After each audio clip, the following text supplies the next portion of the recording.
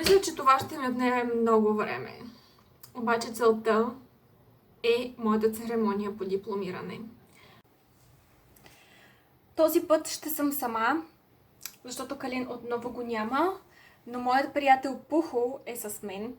Казва се Пухо, да, това е моето плюшено корги. И докато чакам Калин да дойде и си оплътнявам времето, което така или иначе го нямам, защото имам много да уча, но трябва малко релакс, ми даде една брилянтна идея. А тя е да си направя шапка за церемония по дипломиране, на което не мога да отида, защото се намирам на 8000 км от моя страна, моя България, и заради пандемията, която затвори абсолютно всичко, отмени церемонии и така нататък, и много хора не могат да присъстват на най-важния момент от живота им, преди останалите важни моменти, именно дипломирането им. Сега заедно ще си направим с моето Пухо шапка за дипломиране и аз ще се самодипломирам, защото имам в себе си дипломата си за висше образование. И ви предлагам вие също да пробвате да си направите диплома, не диплома, шапка за дипломиране, защото така или иначе няма да има церемония скоро. Макар че аз не смятам, че е нужно да се чака почти цяла година за една диплома, но така или иначе аз успях да си взема моята диплома и сега ще се самодипломирам. Вие докато чакате да обявят всякакви други церемонии, да отворят разни кафета, магазини, фризьорски салони, каквото още там искате да отворят, може да гледате това видео и ако случайно тази година няма да може да се дипломирате заради пандемията, може сами да си направите шапка като мен и да се самодипломирате. И не забравяйте, че когато излезете, трябва задължително да носите маска. Но едва ли имате толкова готина маска, като моята. За жалост, в момента търсенето ми на подходящи материали за направата на моята шапка не мога да намеря, защото всичко или е затворено, което е много странно, защото още е доста рано, или нямат кадастрони и някакви подобни неща. Но така де ще намеря нещо, за да си направя шапка, за да се самодипломирам. Това е целта на моят ден. Купих си кадастрон и ще си я направя шарена, защото мога да си го позволя. Прибирам се, готова вече да се захващам за работа, защото докато се дипломирам за бакалавър, ще стане време да се дипломирам и за магистър.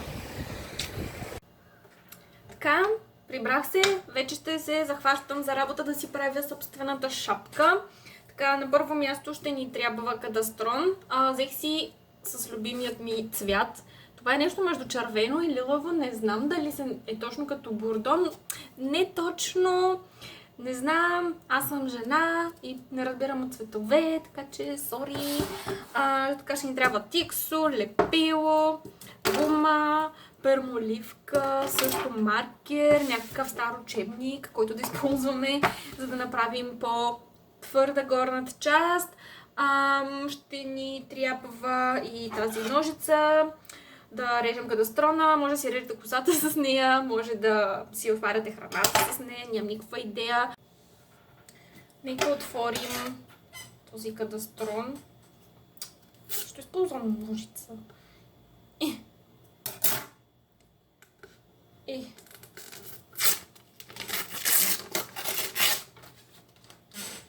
Така, защо не ми се вижда горната част на главата? Така, вау! Тук има и оранжево, защото може би ще си я украся. Защо не ми се вижда главата? Може би ще си я украся. Купих си извънредно много кадастро, не мисля, че ще ми е нужен целия, но ако случайно някой си хареса от моите do it yourself шапки, може да се свърже с мен и ще видя как да ви направя и да ви изпратя, ако случайно пощите са отворени за изпращане на подаръци. Ако изобщо завършите висше образование. Като мен. Така, нямам линия, това ви казах, но си намерих този перфектен календар от предишният ми университет, който е с формата на квадрат. Ще ми вземе перфектната форма на главата, така че мисля, че ще бъде подходящ за уразмеряване. Така че винаги трябва да бъдете креативни и да работите с подръчни материали. Мисля, че видеото ще е по-креативно, ако си сложа шапката на България все пак. Хубаво очертах с моят календар. Благодаря ти, Кемян Техакьо. Дано никой от тях не гледа това видео. И сега ще трябва да изрежем с нашата ножица, която казах, че може да е мултифункционална. И да режем с нея картон, пликове, коса. Мисля, че по принцип така трябва да изглежда отгоре шапката, защото е достатъчно голяма да покрие главата ми, пълна с знания на един бакалавър.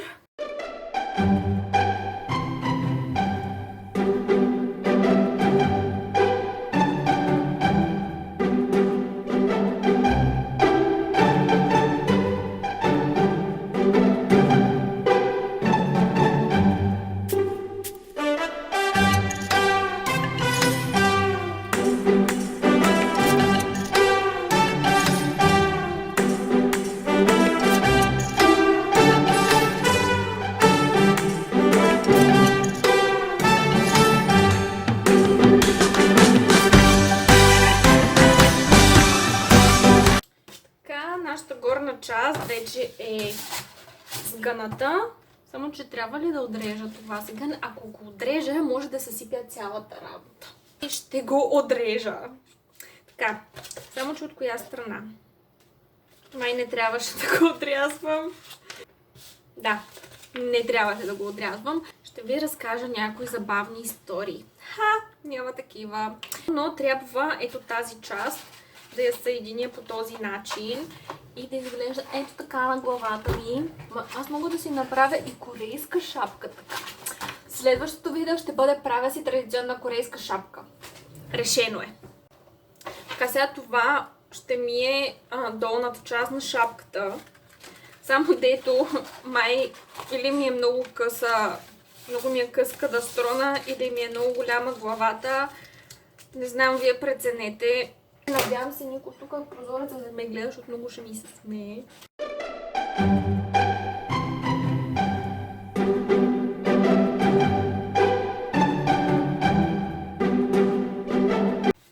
Вау! Вау! Това не изглежда много добре, или пък изглежда. Чакай, ще я скъсам. Така вече изглежда по-добре. Всъщност, защо се мъча да лепя с това ужасно лепило, като мога да си го залепя с Tixo Power. И така, в момента успяхме да те направим, бейби. Изглежда доста добре, като за нещо, което не съм правила до сега. Това е или успех на начинаещия, или просто съм много добра.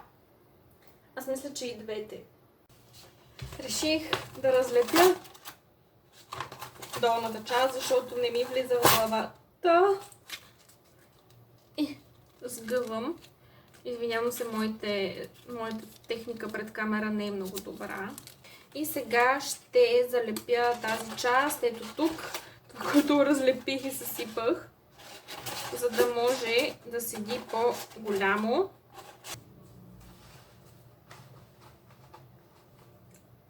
Окей. Почти окей. Ау. Окей. Нищо, че цялата шапка замина в лепило и рязане. Скръцна! Ако не се получи с лепило, винаги знаете, че Tixo е решение за абсолютно всичко.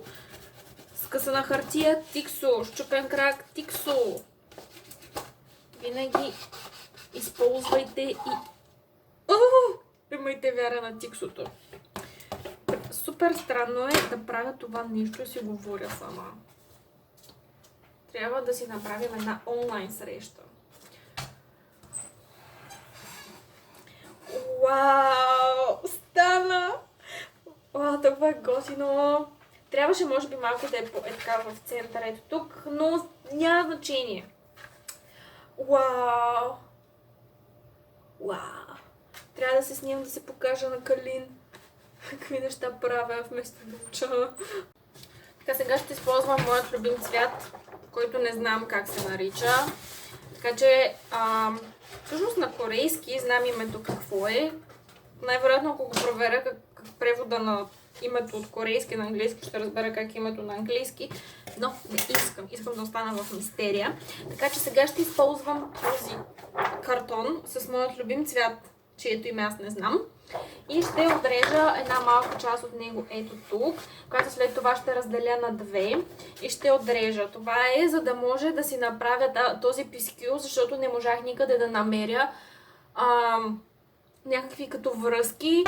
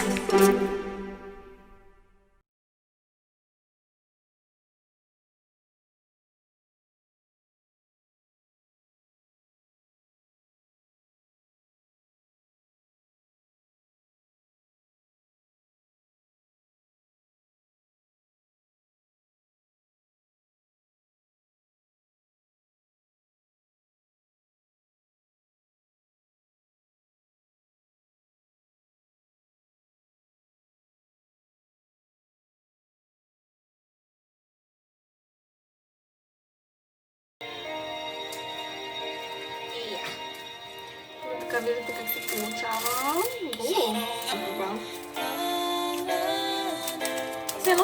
Все едно правите коледна украса в трети клас. В смисъл, такъв скилсет ви трябва. Набор от умения. След като сме навили първото пискюче, пак взимаме клечката и навиваме втората част. Това хващате и навивате. Ето по този начин.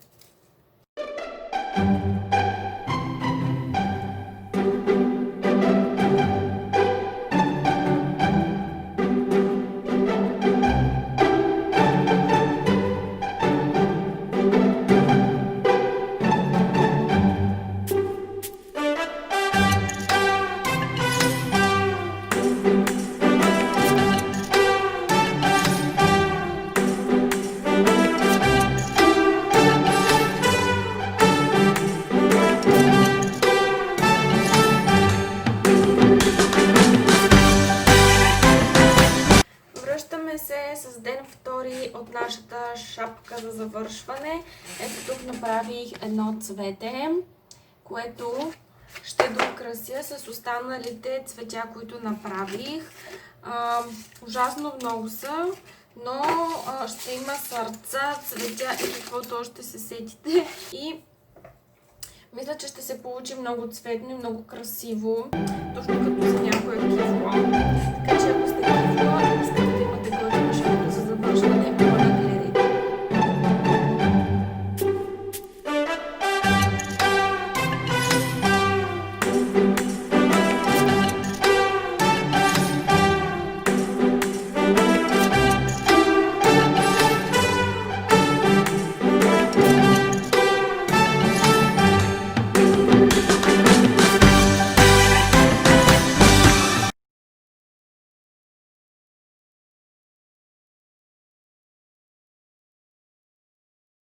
Така, това, което трябваше обаче да направя и забравих, беше връзката за пискюла. Така че сплетох си една долно на мартеница връзка с всички цветове на цветята, които ще са тук. Като трябва да закрепя тук. Опа! Трябва да закрепя тук отгоре. Като не знам всъщност дали се вижда хубаво. Иде бе, къде тук трябва да е? Да, мисля, че е перфектният пискюл.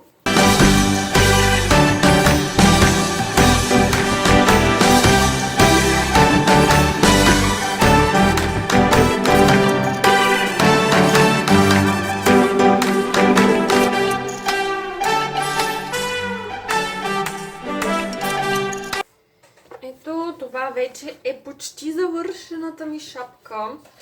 Мисля, понеже ми изглежда доста семпл, това, което ще направя е с златните ми сенки. Просто е така леко да потупам. Така. Взимате малко и ето така леко. Сега, ако сте момче, може и да вие да си направите такава шапка. Тези шапки нямат предназначение за момче или момиче. Ако сте момче, което харесва цветята и розовите сърчица, разбира се, че може да си направите такава шапка. Ако искате, може да си направите шапката с логото на Локо Пловдив или там какво беше онова. Не Старозагорец, ами Лудогорец. Ох, Боже Господи, после като кача това видео, хората ще ми се смеят какви глупости говоря, ама като не се интересувам от футбол, изглежда по-готино. Разбира се, това е мое лично предпочитание за нещо, което правя за първи път. Не гарантирам, че при вас ще се получи толкова добре, колкото при мен. Едно, две, три. Това е моята шапка. Завършена вече, или всъщност така ли трябва да я държа, така ли, вижда ли се, не знам. Но това е моята шапка за завършване. Ето ми го пискила тук. Не знам дали седи от правилната страна, не знам дали трябва да е отляво или отдясно, но това е моята шапка и аз ще правя каквото си искам с нея. Сега е време за официалната церемония по връчването на диплома за висше образование, която ще си връча сама. Сега е време да си облека тогата, която нямам, но ще си облека едно палто, което е подобно. Така че е време за същинската церемония по раздаване на дипломи за висше образование. Така. И време да сложим шапката, да видим дали изобщо прилича на нещо. Ето я и нея, как изглежда моята шапичка. Вау, почти автентично е. Вау, трябва да сложа една фибра отзад да се закрепи, да не ми падне шапката. Добре, ето така изглежда шапката. Закрепих я с две фиби отстрани. Ето го моят пискил. Мисля, че изглежда доста автентично. Едва ли в Софийския биха ме пуснали да се дипломирам с подобна шапка.